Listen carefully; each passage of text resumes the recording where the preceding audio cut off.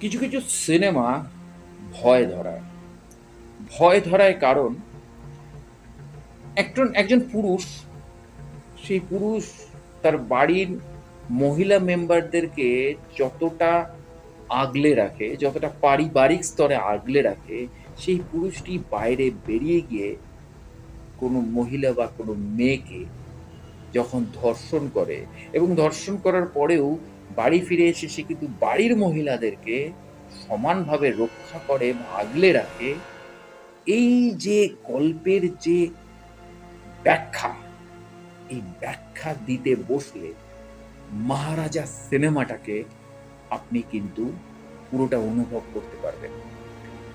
যে এরকম এরকম অনেক সময় মেয়েদেরকে ফেস করতে হয় যে ট্রেনে, বাসে, ভিড় জায়গায় বা পাবলিক প্লেসে প্রচণ্ড ভিড়ের মধ্যে সব ভদ্র মানুষগুলো অফিস ফেরতা বা অফিসে যাওয়ার সময় অনেক হাত তার শরীরের ওপর দিয়ে চলাফেরা করে।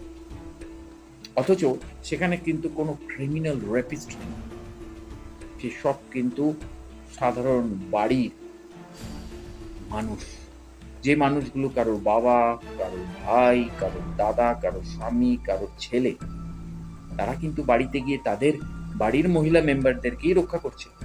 কিন্তু উল্টো দিকে তারা কিন্তু বাইরে বেরিয়ে রাস্তাঘাটে মেয়েদের সাথে অসভ্যতম করছে বা রেপ করছে, বা একটা মেয়ের ইচ্ছের বিরুদ্ধে গিয়ে তাকে রেপ করছে, একটা মেয়ের সাথে অশ্লীল ব্যবহার করছে। তো এই জায়গা থেকে দাঁড়িয়ে একটা রোমহর্ষক এবং কালজয়ী সিনেমা কিন্তু মহারাজা। এবং এই যে মহারাজা সিনেমাটা, এই মহারাজা সিনেমা কিন্তু আপনাকে ভয় ধরাবে।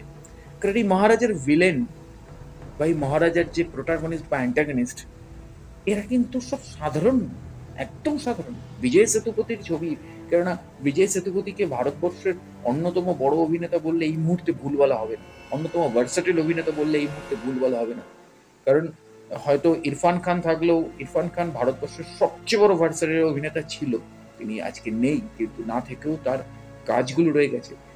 তারপরে আমরা আমরা মনোজ বাজপেয়ীকে পেয়েছি, বা মনোজ বাজপেয়ী, ইরফান খান চলে যাওয়ার পর মনোজ বাজপেয়ী হয়তো সে এক নম্বর জায়গাটা দখল করে নেয় ভার্সাটাইল অ্যাক্টর হিসেবে।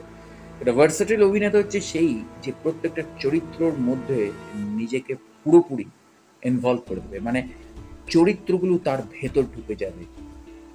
এবং সরি, ভুল বললাম, মানে চরিত্রের ভেতর তিনি ঢুকে যাবেন, চরিত্রগুলো তার ভেতর ঢুকবে না, তিনি চরিত্রের ভেতর ঢুকে যাবেন। তো এক্স্যাক্টলি সেই জায়গা থেকে দাঁড়িয়ে বিজয় সেতুপতি ভারতবর্ষের এই মুহূর্তের অন্যতম ভার্সাটাইল অ্যাক্টর, বড় মাপের অভিনেতা। এবং তার সাথে এই ছবিতে যোগ্য সঙ্গত দিয়েছেন আমার প্রচণ্ড ফেভারিট পরিচালক অনুরাগ কাশ্যপ। অনুরাগ কাশ্যপ আর বিজয় সেতুপতির এই যে জুটিটা তৈরি হয়েছে না, এই জুটিটা কিন্তু আরো অনেকগুলো সিনেমাতে প্রয়োজন। এবং সেই জায়গা থেকে দাঁড়িয়ে বিজয় সেতুপতি এবং অনুরাগ কাশ্যপের যে মূল যে একটা খেলা, একটা যে সিনের যে ভাগবাটোয়ারা, এই প্রত্যেকটা দৃশ্যে, মানে যখন তারা দুজনে মুখোমুখি হচ্ছে, যখন তাদের মধ্যে মানে মনে হচ্ছে যেন দুটো সিংহ লড়াই করছে, দুটো সিংহের মুখোমুখি একটা ফাইট হচ্ছে একটা জঙ্গলের মধ্যে। তো এক্স্যাক্টলি একটা অদ্ভুত অনুভূতি, একটা অদ্ভুত কাল্ট ফিল্ম মহারাজা নিয়ে। মহারাজার আরো ব্যাখ্যা, অনেক ব্যাখ্যা হয় মহারাজার। মহারাজের সেই সব ব্যাখ্যাগুলো নিয়ে আগামী সময় আসবো। এবং মহারাজা সিনেমাটা আমি মনে করি প্রত্যেকটা মানুষের দেখা উচিত, সেটা পুরুষ হোক, নারী হোক, প্রত্যেকটা সাধারণ মানুষের মহারাজা সিনেমাটা দেখা উচিত একবার হলেও। কারণ মহারাজা আপনাকে ভয়ও ধরাবে, আপনাকে ভাবাবে। এবং এই কারণেই কোথাও বিজয় সেতুপতির প্রত্যেকটা সিনেমার সাবজেক্ট কোথাও সবার থেকে আলাদা। মাত্র 20 কোটি টাকার ছবি, মাত্র 20 কোটি টাকার ছবি, ওদের ইন্ডাস্ট্রি অনুযায়ী, মানে সাউথের ইন্ডাস্ট্রি অনুযায়ী মাত্র 20 কোটি টাকার ছবি। সেই ছবি 100 করোড়, 200 করোড় প্রায় ক্রস করে গেছে, এবং এখন নেটফ্লিক্সে রমরম করে চলছে, রমরম করে কামাচ্ছে। তো এমন কিছু কিন্তু বিষয়টা নয়,